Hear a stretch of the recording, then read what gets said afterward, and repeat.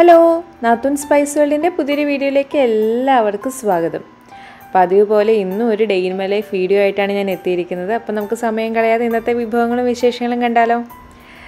റമദാൻ നോമ്പ് തുടങ്ങി അല്ലേ? അപ്പോൾ ഞാൻ കരുതി ഇന്നത്തെ ബ്രേക്ക്ഫാസ്റ്റ് തന്നെ നല്ല നൈസ് പത്തിരിയും ചിക്കൻ സ്റ്റൂ ആക്കിയേക്കാണ്. 1 കപ്പ് അരിപ്പൊടിക്കുള്ള പത്തിരിയാണ് ഞാൻ ഉണ്ടാക്കുന്നത്. അതിന് വേണ്ടിയിട്ട് ഞാൻ 1 കപ്പ് വെള്ളം കൂടെ 2 ടേബിൾ സ്പൂൺ വെള്ളം കൂടെ കുക്കറിൽ ഒഴിച്ചിട്ടുണ്ട്.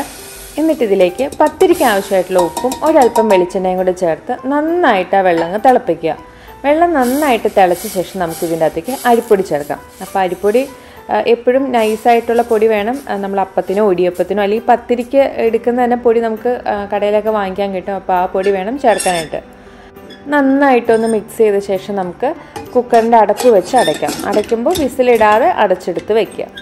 അത് കഴിഞ്ഞ് നമുക്കൊരു 5 അല്ലെങ്കിൽ 10 മിനിറ്റ് കഴിഞ്ഞിട്ട് കൈകൊണ്ട് കുഴച്ചാൽ മതി. അപ്പോഴേക്കും പൊടി ഒന്ന് ചൂടാറും. അപ്പോഴേക്കും ഞാനിവിടെ ചായക്ക് വെള്ളം അടുപ്പത്ത് വയ്ക്കുകയാണ് കേട്ടോ. ഇത്രയും വെള്ളം ചായക്കല്ല, ഇതിൽ നിന്ന് കുറച്ച് വെള്ളം എടുത്ത് ഞാൻ ഫ്ലാസ്കിൽ എടുത്ത് വയ്ക്കും. അപ്പോൾ നമുക്ക് കറികളൊക്കെ ഉണ്ടാക്കുമ്പോൾ ചൂടുവെള്ളം ഒഴിക്കേണ്ട ആവശ്യം വരുവാണെങ്കിൽ ആ വെള്ളം എടുക്കാമല്ലോ, അതിന് വേണ്ടിയിട്ടാണ്. അപ്പോൾ പത്തിരിക്കുള്ള പൊടി കുക്കറിൽ അടച്ചെടുത്ത് വയ്ക്കുമ്പോൾ ഒരു 2 മിനിറ്റ് താഴെ ഞാൻ ജസ്റ്റ് ഒന്ന് ഫ്ലെയിം ഓൺ ആക്കിയിട്ട് അങ്ങ് ഓഫ് ചെയ്യും. അപ്പോൾ കുറച്ചുകൂടെ ആ പാത്രത്തിനകത്ത് ചൂട് നിൽക്കും, അതിന് വേണ്ടിയിട്ടായിരുന്നു കേട്ടോ. ഈ ഒരു അത്യാവശ്യം വലിപ്പമുള്ളൊരു പാത്രത്തിലേക്ക് ഇട്ട് നമുക്ക് നന്നായിട്ട് കുഴച്ചെടുക്കാം. അപ്പോൾ ഈ സമയത്ത് പൊടിക്ക് നല്ല ചൂടായിരിക്കും. അപ്പോൾ നമ്മുടെ കൈ വേണമെങ്കിൽ ഇടയ്ക്ക് ഒന്ന് പച്ചവെള്ളത്തിൽ മുക്കിയിട്ട് കൈ ഒന്ന് തണുപ്പിച്ചിട്ട് കുഴയ്ക്കുകയാണെങ്കിൽ കുഴയ്ക്കാൻ എളുപ്പമുണ്ടാവും. അല്ലെങ്കിൽ കൈ പെട്ടെന്ന് പൊള്ളാൻ ചാൻസ് ഉണ്ട് കേട്ടോ. അത്യാവശ്യം നല്ല ചൂടുണ്ടാവും പൊടിക്ക്. ഇനി നന്നായിട്ട് കുഴച്ചെടുക്കാം. അപ്പോൾ ഈ കുഴയിലാണ് കേട്ടോ ഇനി എല്ലാം ഇരിക്കുന്നത്. കാരണം നമ്മളിനി പത്തിരി പരത്താൻ നേരത്തെ അത് പൊട്ടിപ്പോവാതെ നന്നായിട്ട് പരത്തിയെടുക്കാൻ പറ്റണമെങ്കിൽ കുഴ ശരിയായില്ലെങ്കിൽ ചിലപ്പോൾ പത്തിരി പൊട്ടിപ്പോവാൻ ചാൻസ് ഉണ്ട്. അപ്പോൾ ഞാൻ ഈ പത്തിരി സ്ഥിരമായിട്ട് ഉണ്ടാക്കുന്ന ആളൊന്നും അല്ല കേട്ടോ. വല്ലപ്പോഴും ചിലപ്പോൾ ഒരു 6 മാസം 7 മാസം കൂടുമ്പോഴൊക്കെ ഒരു തവണ ഉണ്ടാക്കിയെങ്കിലുള്ളൂ. അതുകൊണ്ട് തന്നെ എനിക്ക് പത്തിരി പരത്താൻ അത്ര വലിയ വശമില്ല. എനിക്കങ്ങനെ കറക്റ്റ് റൗണ്ടായിട്ടൊന്നും കിട്ടില്ല. ഏകദേശമൊക്കെ ഒരു ഷേപ്പ് വന്നു കഴിയുമ്പോൾ ഞാൻ എന്താ ഇതുപോലെ പ്ലേറ്റ് വെച്ചിട്ട് ആ ഷേപ്പിലാക്കി എടുക്കുകയാണ് ചെയ്യാറ്. പക്ഷേ ഇത് സ്ഥിരമായിട്ടൊക്കെ പരത്തുമ്പോൾ നന്നായിട്ട് നല്ല വട്ടത്തിലൊക്കെ കിട്ടും. എൻ്റെ കൂട്ടുകാരികളുടെയൊക്കെ ഉമ്മച്ചിമാരൊക്കെ ഈ പറഞ്ഞ നേരം കൊണ്ട് പത്തിരി ഉണ്ടാക്കി തന്നിട്ടുണ്ട് എനിക്ക്. അവരൊക്കെ നല്ല എക്സ്പേർട്ടുകളാണ് ഇങ്ങനെ പരത്താനായിട്ട്. അപ്പോൾ ഞാൻ അത്ര എക്സ്പേർട്ടൊന്നുമല്ല. അപ്പോൾ ഞാൻ ഒരു അഡ്ജസ്റ്റ്മെൻറ്റിൽ പ്ലേറ്റൊക്കെ വെച്ച് അഡ്ജസ്റ്റ് ചെയ്താണ് ആ ഷേപ്പൊക്കെ ഉണ്ടാക്കിയെടുക്കുന്നത്. ഇനി അങ്ങനെ സ്ഥിരം പത്തിരി ഒന്നും പരത്താത്തവരാണെങ്കിൽ അവരുടെ അറിവിലേക്ക് വേണ്ടി പറയുകയാണ്, നമ്മുടെ ചപ്പാത്തിയൊക്കെ പരത്തുന്ന പോലെ തന്നെയാണ്. ഇടയ്ക്കിടയ്ക്ക് നമ്മളിങ്ങനെ ആട്ട ചേർക്കുന്ന പോലെ അരിപ്പൊടി ഇങ്ങനെ ചേർത്തിട്ടുണ്ടെങ്കിൽ നല്ല സ്മൂത്തായിട്ട് തന്നെ നമുക്ക് പരത്തിയെടുക്കാൻ പറ്റും. ഞാൻ ആ പ്ലേറ്റ് വെച്ച് കട്ട് ചെയ്താണ് എൻ്റെ പത്തിരിക്കെല്ലാം ഏകദേശം ഒരേ വലിപ്പം വന്നിട്ടുണ്ട്. അപ്പോൾ പത്തിരിയുടെ കൂടെ ഞാൻ ചിക്കൻ സ്റ്റൂ ആണ് കേട്ടോ കഴിക്കുന്നത്. പത്തിരിയും തേങ്ങാപ്പാൽ നല്ല കോമ്പിനേഷനാണ്, കോഴിക്കറി നല്ല കോമ്പിനേഷനാണ്. അതുപോലെ ഏത് കറിയാണെങ്കിലും. ഞാൻ കഴിഞ്ഞ ദിവസം ചിക്കൻ സ്റ്റൂ ഉണ്ടാക്കിയിട്ടുണ്ടായിരുന്നു. അപ്പോൾ അതിൻ്റെ ബാക്കി ഫ്രിഡ്ജിലിരുന്ന കാരണം അത് കൂട്ടി കഴിക്കാമെന്ന് കരുതി. അപ്പോൾ ഈ ചിക്കൻ സ്റ്റൂവിൻ്റെ റെസിപ്പി ഓൾറെഡി നമ്മുടെ ചാനലിൽ അപ്ലോഡ് ചെയ്തിട്ടുണ്ട്. ലിങ്ക് ഇതാ മെയിലിൽ വന്നിട്ടുണ്ട്, അതിൽ ക്ലിക്ക് ചെയ്താൽ കാണാം. അല്ലെങ്കിൽ ഞാൻ ഡിസ്ക്രിപ്ഷൻ ബോക്സിൽ ഇട്ടേക്കാം, അതിൽ നോക്കിയാൽ മതി കേട്ടോ. അപ്പോൾ ചിക്കൻ സ്റ്റൂവും പത്തിരിയും നല്ലൊരു കോമ്പിനേഷൻ തന്നെയാണ്. നിങ്ങൾ ഇതുവരെ ട്രൈ ചെയ്ത് നോക്കിയിട്ടില്ലെങ്കിൽ ഒന്ന് ട്രൈ ചെയ്ത് നോക്കണം കേട്ടോ. അപ്പോൾ നമ്മുടെ ചിക്കൻ സ്റ്റൂ ആണെങ്കിൽ സ്പെഷ്യൽ കൂട്ടൊക്കെ വെച്ച് ഉണ്ടാക്കുന്ന ഒരു അടിപൊളി ചിക്കൻ സ്റ്റൂ ആണ്. ഉണ്ടാക്കി നോക്കിയാൽ എല്ലാവർക്കും ഒരുപാട് ഇഷ്ടപ്പെട്ട ഒരു ചിക്കൻ സ്റ്റൂ റെസിപ്പിയാണ്. നിങ്ങൾ തീർച്ചയായിട്ടും ട്രൈ ചെയ്ത് നോക്കണേ. ബ്രേക്ക്ഫാസ്റ്റിനൊപ്പം തന്നെ ഉച്ചത്തേക്കുള്ള ചോറിന് വേണ്ടിയിട്ട് അരി അങ്ങ് അടുപ്പത്തിട്ടിട്ടുണ്ട് കേട്ടോ. ചോറ് ആവാനല്ലേ കുറച്ച് സമയം എടുക്കുന്നത്. അപ്പോൾ ഇനി നമുക്ക് ചായ ഉണ്ടാക്കാം. അതേപോലെ തന്നെ ഇനി പത്തിരി ചുട്ടെടുക്കാം. അപ്പോൾ അതിന് വേണ്ടിയിട്ട് ഞാനിവിടെ നോൺ സ്റ്റിക്ക് പാനാണ് എടുത്തിരിക്കുന്നത്. ഞാൻ ഈ പാൻ തന്നെയാണ് ചപ്പാത്തി ഉണ്ടാക്കാനാണെങ്കിലും ദോശ ഉണ്ടാക്കാനാണെങ്കിലും അപ്പം ഉണ്ടാക്കാനാണെങ്കിലും ഒക്കെ എടുക്കുന്നത് ഈ പാൻ തന്നെയാണ് കേട്ടോ. പക്ഷേ ചേച്ചി പറയാറുണ്ട് ഈ ചപ്പാത്തി ഉണ്ടാക്കുന്ന അതേ പാനിൽ ദോശയൊക്കെ ഉണ്ടാക്കുമ്പോൾ ചിലപ്പോൾ അടി പിടിക്കാനുള്ള ചാൻസ് കൂടുതലാണെന്ന്. അത് ശരിയാണെന്ന് എനിക്ക് തോന്നുന്നു. എനിക്കിവിടെ വേറെ നോൺ സ്റ്റിക്ക് പാൻ ഇല്ല. പക്ഷേ ഇതുവരെ എനിക്ക് ആ പ്രശ്നം വന്നിട്ടില്ല. പക്ഷേ ഇത് ചിലപ്പോൾ കുറച്ച് നാളിങ്ങനെ തുടർച്ചയായിട്ട് ചപ്പാത്തിയും ദോശയും ഒരേ പാനിൽ തന്നെ ഉണ്ടാക്കിയാൽ ചിലപ്പോൾ ദോശ അടിക്ക് പിടിക്കാൻ ചാൻസ് ഉണ്ട് കേട്ടോ. പത്തിരി ഉണ്ടാക്കുമ്പോൾ ആ പാൻ നന്നായിട്ട് ചൂടായ ശേഷം നമ്മളതിലേക്ക് പത്തിരി ഇട്ട് കൊടുത്താൽ മതി കേട്ടോ. എങ്കിലേ നല്ല സോഫ്റ്റായിട്ടും അതേപോലെ നമ്മുടെ ചപ്പാത്തിയും പൂരിയൊക്കെ നല്ല പഫി ആയിട്ടൊക്കെ ഇരിക്കത്തുള്ളൂ. അപ്പം ഞാൻ ആദ്യത്തെ പത്തിരി ഇടുന്ന നേരത്ത് പാൻ അത്ര നന്നായിട്ട് ചൂടായിട്ടില്ല. അതുകൊണ്ട് എനിക്ക് അത്രയ്ക്ക് നല്ല ഇങ്ങനെ കൊമളച്ച് വരുമോ ഒന്നും ചെയ്തിട്ടുണ്ടായിരുന്നില്ല ആദ്യത്തെ ഒരു പത്തിരിക്ക് മാത്രം. പക്ഷേ പിന്നീട് ആ പാൻ അങ്ങ് നന്നായിട്ട് ചൂടായി കഴിഞ്ഞപ്പോൾ എനിക്ക് നല്ലവണ്ണം ഇങ്ങനെ കൊമളച്ച് വന്നിട്ട് ഇങ്ങനെ 2 ലെയർ പോലെ ഇങ്ങനെ കിട്ടും. നമുക്കിങ്ങനെ കഴിക്കാൻ നേരത്ത് ആ പത്തിരി ഇങ്ങനെ മുറിക്കുമ്പോൾ അറിയാം, ഇങ്ങനെ 2 ലെയറായിട്ട് ഇങ്ങനെ വിട്ടിരിക്കും. അപ്പോൾ ഞാൻ കഴിക്കാൻ നേരത്ത് കാണിച്ചു തരാം കേട്ടോ. അപ്പോൾ അതൊന്ന് ശ്രദ്ധിച്ചാൽ മതി. പത്തിരി ചൂടാൻ നേരത്ത് പാൻ നന്നായിട്ട് ചൂടായ ശേഷം പത്തിരി അതിലേക്ക് ഇട്ട് കൊടുക്കാവുള്ളൂ കേട്ടോ. അപ്പോൾ ഞാൻ ഓരോന്നായിട്ട് ചുട്ടെടുക്കട്ടെ കേട്ടോ. അപ്പോൾ റംസാൻ ഇങ്ങ് അടുക്കാറായില്ലേ, നോമ്പ് തുറയൊക്കെ തുടങ്ങി. അപ്പോൾ ഒരുപാട് നോമ്പ് തുറ വിഭവങ്ങളൊന്നും ഞങ്ങൾക്കറിയില്ല. പക്ഷെ ഞങ്ങൾക്കറിയാവുന്ന കുറച്ച് നോമ്പ് തുറ വിഭവങ്ങളൊക്കെ ഇനി വരുന്ന വീഡിയോസിൽ ഉൾപ്പെടുത്താൻ ശ്രമിക്കാം കേട്ടോ. അതേപോലെ ഞങ്ങളുടെ വീഡിയോസൊക്കെ ഇഷ്ടമാവുകയാണെങ്കിൽ നിങ്ങൾ ലൈക്ക് ചെയ്യാനും ഷെയർ ചെയ്യാനും സബ്സ്ക്രൈബ് ചെയ്യാനൊന്നും മറക്കരുത് കേട്ടോ. കാരണം നമ്മൾ 25K എത്തുമ്പോൾ ഒരു ഗീവ് അവേ പ്ലാൻ ചെയ്യുന്നുണ്ട്. അപ്പോൾ വേഗം സബ്സ്ക്രൈബ് ചെയ്തോളുക. എത്രയും പെട്ടെന്ന് 25K എത്തുന്ന അത്രയും പെട്ടെന്ന് നമ്മുടെ ഗീവ് അവേ വരുന്നതാണ്, മറക്കണ്ട കേട്ടോ. അപ്പോൾ നല്ല പത്തിരിയും ചായയും നല്ല ചിക്കൻ സ്റ്റൂ ഒക്കെ റെഡിയായി കഴിഞ്ഞു. ഇനി നേരം കളയാതെ വേഗം കഴിക്കാം അല്ലേ. ഇത് നൈസ് പത്തിരി ആയതുകൊണ്ട് തന്നെ ഒരു 4-5 എണ്ണമൊക്കെ കഴിച്ചാലേ നമുക്ക് ഒരു കഴിച്ചതായിട്ടുള്ളൊരു ഫീലിങ്സൊക്കെ വരുത്തുള്ളൂ. അപ്പോൾ ഞാൻ അത്ര എടുത്തിട്ടുണ്ട്. പിന്നെ കുറച്ച് ചാറുള്ള കറിയുടെ കൂടെ കഴിക്കാനായിരിക്കും ടേസ്റ്റ്. അതായത് തേങ്ങാപ്പാലിലോ അല്ലെങ്കിൽ ചിക്കൻ കറി നല്ല ഗ്രേവിയുള്ള ചിക്കൻ കറിയിലോ അല്ലെങ്കിൽ ഇതുപോലെ ചിക്കൻ സ്റ്റൂവിലൊക്കെ കഴിക്കുവാണെങ്കിൽ ആ പത്തിരി അങ്ങ് ആ ചാറിലങ്ങ് മുങ്ങിക്കിടന്ന് അലന്ന് കഴിഞ്ഞിട്ട് കഴിക്കണം. ഇതാ കണ്ടോ, പത്തിരി ഇങ്ങനെ കീറുമ്പോൾ അതിൻ്റെ അകത്ത് ഇങ്ങനെ ലെയർ പോലെ കാണാൻ പറ്റും. അതായത് ആ മേൽഭാഗവും താഴ്ഭാഗത്തിൻ്റെ ഇടയിൽ ഇങ്ങനെ ഒരു ഗ്യാപ്പ് പോലെ. അത്രയ്ക്ക് സോഫ്റ്റാണ് ഈ പത്തിരി കേട്ടോ. അപ്പോൾ എല്ലാവരും ഈ റെസിപ്പി നോക്കി പത്തിരിയും ചിക്കൻ സ്റ്റൂ ഒക്കെ ഉണ്ടാക്കി നോക്കി അത് കഴിച്ചിട്ട് നിങ്ങളുടെ അഭിപ്രായങ്ങളൊക്കെ ഞങ്ങളെ കമൻസായിട്ട് അറിയിക്കണം കേട്ടോ. പത്തിരിയും ചിക്കൻ സ്റ്റൂ ഒക്കെ കഴിച്ച് കഴിഞ്ഞപ്പോൾ പയ്യെ ഊണിനുള്ള പരിപാടി തുടങ്ങാമെന്ന് കരുതി കേട്ടോ. അപ്പോൾ ഇന്നത്തെ ഉച്ചയൂണിന് നമ്മുടെ കൂൺ ഉലർത്തിയതും മാങ്ങ പച്ചടിയാണ് കേട്ടോ. അപ്പോൾ കഴിഞ്ഞ ദിവസം സൂപ്പർ മാർക്കറ്റിൽ പോയപ്പോൾ നമ്മുടെ നാട്ടിൽ കിട്ടുന്ന കൂണിൻ്റെ പോലത്തെ കൂൺ കണ്ട കാരണം വാങ്ങിച്ചതാണ്. സാധാരണ ഞാൻ മറ്റേ ബട്ടർ കൂണില്ലേ, കുറച്ചുകൂടെ ഇങ്ങനെ ഉരുണ്ടിരിക്കുന്ന പരുവത്തിലുള്ളത്, അതാണ് വാങ്ങിക്കാറ്. പക്ഷെ അതിന് നമ്മുടെ നാടൻ കൂണിൻ്റെ ടേസ്റ്റൊന്നും തോന്നാറില്ല കേട്ടോ. അപ്പോൾ അതുകൊണ്ടാണ് ഈ കൂൺ വാങ്ങിക്കാൻ കരുതി. അപ്പോൾ ഈ കൂൺ നന്നാക്കുന്ന സാധാരണ നാട്ടിലൊക്കെ ഇങ്ങനെ ആ ഒരു മേലിലുള്ള ലെയർ പൊളിച്ച് കളയില്ല. അപ്പോൾ ഞാൻ അതുപോലെ കളഞ്ഞിട്ടുണ്ട്. ഇനി ഇവിടെയുള്ള കൂണിന് അത് കളഞ്ഞില്ലെങ്കിലും പ്രശ്നമുണ്ടോ എന്ന് എനിക്കറിയത്തില്ല. പക്ഷേ ഒരു റിസ്ക് എടുക്കേണ്ടതെന്ന് കരുതി ഞാനങ്ങ് കളഞ്ഞു കേട്ടോ. ആ പുറമേയുള്ള പാടെ അങ്ങ് നീക്കി കളഞ്ഞ ശേഷം ചെറുതായിട്ട് അരിഞ്ഞ് ഉപ്പും മഞ്ഞൾപ്പൊടിയും കൂടെ ഇട്ട വെള്ളത്തിലേക്ക് ഞാൻ ഇടുകയാണ് ചെയ്യുന്നത്. കൂണാണ് ഇവിടെ കിട്ടുന്ന കൂണിൽ അങ്ങനെ പുഴുക്കളും കാര്യങ്ങളൊന്നും കണ്ടിട്ടില്ല ഞാൻ ഇതുവരെ. എങ്കിലും ഉപ്പും മഞ്ഞൾപ്പൊടി ഇട്ട വെള്ളത്തിലൊന്ന് കഴുകിയെടുത്ത് ഒന്ന് പിഴിഞ്ഞ് കളയണം കേട്ടോ. കാരണം ഈ കൂണിൻ്റെ അകത്ത് അറിയാമല്ലോ ഇങ്ങനെ ഒരുപാട് ഇങ്ങനെ അറകൾ പോലെയുള്ള കാരണം ഒരുപാടത് വെള്ളം ഇങ്ങനെ കുടിക്കും. അപ്പോൾ നന്നായിട്ട് പിഴിഞ്ഞിട്ട് വേണം വേറൊരു പ്ലേറ്റിലേക്ക് മാറ്റാനായിട്ട്. അതേപോലെ ഒരുപാട് നേരം ആ വെള്ളത്തിൽ ഇടാതിരിക്കുന്നതാണ് കേട്ടോ നല്ലത്.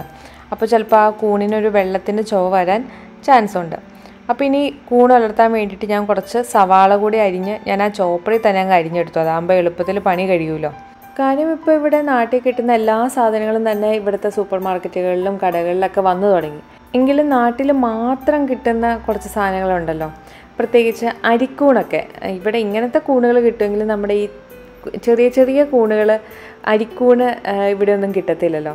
അതിൻ്റെ തോരൻ എനിക്ക് ഭയങ്കര ഇഷ്ടമാണ്. അതേപോലെ മുരിങ്ങയുടെ പൂവിൻ്റെ തോരൻ ഭയങ്കര ഇഷ്ടമാണ്. അതൊക്കെയെന്ന് വെച്ചിട്ടുണ്ടെങ്കിൽ നാട്ടിലാണെങ്കിൽ പോലും വല്ല കാലത്ത് മാത്രം കിട്ടും. അത് ഉണ്ടാക്കിയാലോ ഇപ്പോൾ നമ്മൾ ഒരു പാത്രം നിറയെ മുരിങ്ങപ്പൂവും അല്ലെങ്കിൽ അരിക്കൂണൊക്കെ കിട്ടിയാലും തോരൻ വെച്ച് കഴിയുമ്പോൾ ഏകദേശം ഒരു ചെറിയ പാത്രത്തിലെടുക്കാൻ മാത്രമേ ഉണ്ടാവത്തുള്ളൂ. അതുകൊണ്ട് അങ്ങനെയുള്ള തോരനൊക്കെ എനിക്ക് നന്നായിട്ട് മിസ് ചെയ്യാറുണ്ട് കേട്ടോ. അപ്പോൾ കൂൺ തോരന് വേണ്ടിയിട്ട് അരിയാനുള്ളതെല്ലാം കഴിഞ്ഞു. ഇനി മാങ്ങ പച്ചടിക്ക് വേണ്ടിയിട്ടുള്ളതാണ് കേട്ടോ. അപ്പോൾ ഒന്ന് ചൊനച്ച മാങ്ങയാണ് മാങ്ങ പച്ചടി ഉണ്ടാക്കാൻ എപ്പോഴും നല്ലത്. അതേപോലെ തന്നെ അധികം പുളിയും ഇല്ലാത്ത ചെറിയ മധുരമുള്ള, എന്നാൽ ഒരുപാട് മധുരമുള്ളതല്ല, ആ ഒരു ഇടത്തരം പരുവത്തിലുള്ള മാങ്ങയാണ് നല്ലത്. അപ്പോൾ എനിക്കിവിടെ കിട്ടിയ മാങ്ങയിൽ അത്യാവശ്യം പുളി ഉണ്ടായിരുന്നു കേട്ടോ.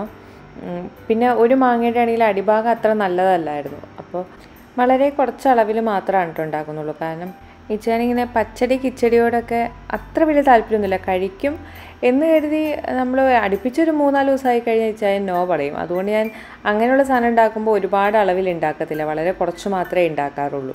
ഈ മാങ്ങ പച്ചടി പല രീതിയിലും ഉണ്ടാക്കാം കേട്ടോ. നമ്മുടെ വെള്ളരിക്ക പച്ചടി ഉണ്ടാക്കില്ലേ, കുക്കുംബർ പച്ചടി ഉണ്ടാക്കിയ പോലെ ഒന്നും കുക്ക് ചെയ്യാതെ തന്നെ എല്ലാം അരച്ചെടുത്തിട്ട് ജസ്റ്റ് ഒന്ന് മിക്സ് ചെയ്തെടുത്ത് അങ്ങനെയും കഴിക്കാം. പക്ഷെ ഞാനിവിടെ മാങ്ങ ഒന്ന് വേവിച്ച ശേഷമാണ് തേങ്ങ അരച്ച് ചേർക്കുന്നതും തൈര് ചേർക്കുന്നതും എല്ലാം. അപ്പോൾ ഞാനിവിടെ ചട്ടിയിലാണ് മാങ്ങാ പച്ചടി ഉണ്ടാക്കുന്നത്. അപ്പോൾ ആ ചട്ടിയിലേക്ക് തന്നെ അങ്ങ് അരിഞ്ഞിട്ടു. ഇനി വേറെ പാത്രം എടുക്കണ്ടല്ലോ. ഇനി പച്ചടിക്ക് ആവശ്യമായിട്ടുള്ള അരപ്പുണ്ടാക്കാം. അതിന് വേണ്ടിയിട്ട് മിക്സിയുടെ ചെറിയ ജാറിൽ തേങ്ങയും ഒരൽപ്പം ജീരകവും പിന്നെ 2 പച്ചമുളക് എരിവിന് ആവശ്യമായിട്ടുള്ളത്. ഇത് അത്യാവശ്യം പുളിയുള്ള മാങ്ങ ആയതുകൊണ്ട് ആണ് ഞാൻ 2 പച്ചമുളക് ഇട്ടത്. അപ്പോൾ ആ എരിവും കൂടെ വരുമ്പോൾ ആ പുളി ഒന്ന് കുറയുമല്ലോ. ഇനി നിങ്ങളെടുക്കുന്ന മാങ്ങയ്ക്ക് പുളി കുറവാണെങ്കിൽ 1 പച്ചമുളക് ഇട്ടാൽ മതി കേട്ടോ. ഇനി നന്നായിട്ട് നല്ല മഷി പോലെ അരച്ചെടുക്കണം. അങ്ങനെ അരപ്പും റെഡിയായി കഴിഞ്ഞു. ഇനി നമുക്ക് മാങ്ങ വേവിക്കാൻ വയ്ക്കാം. അപ്പോൾ മാങ്ങ വേവിക്കാൻ നേരത്ത് ഒരൽപ്പം മഞ്ഞൾപ്പൊടിയും ഉപ്പും ഇട്ട് വെള്ളം ഒഴിച്ച് നമുക്ക് വേവിക്കാൻ വയ്ക്കാം. അപ്പോൾ ഞാനിവിടെ ചൂടുവെള്ളം ആദ്യം എടുത്ത് വെച്ചത് ഇരിപ്പുണ്ടായിരുന്നുകൊണ്ട് ചൂടുവെള്ളമാണ് ചേർത്തത്. അപ്പോൾ പെട്ടെന്ന് തന്നെ വെന്ത് കിട്ടുമല്ലോ.